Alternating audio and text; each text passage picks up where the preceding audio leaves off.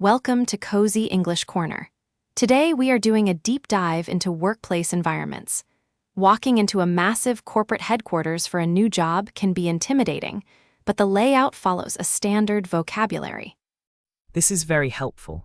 I am starting a new office job next week, and I do not want to get lost in the building. When you walk through the front doors, you will see the reception desk. The receptionist will give you a visitor badge, which is a plastic card you wear on your shirt to prove you have permission to be inside. I wear the visitor badge for security. Where do the employees actually sit and work? The main workspace is usually an open-plan office. Instead of private rooms with doors, the desks are separated by short, padded walls called cubicles. Cubicles give you a little bit of privacy while keeping the room open. I will be working in a cubicle. What if my team needs to have a private meeting with 10 people? You reserve a conference room.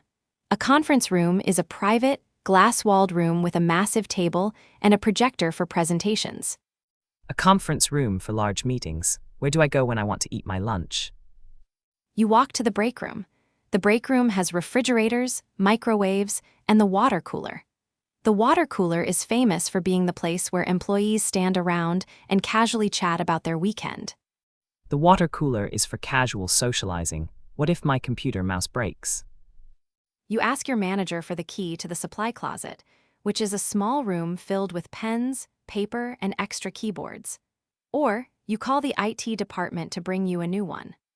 Reception desks, visitor badges, open-plan offices, cubicles, conference rooms, break rooms, water coolers, and supply closets. I am completely ready for my first day at the office.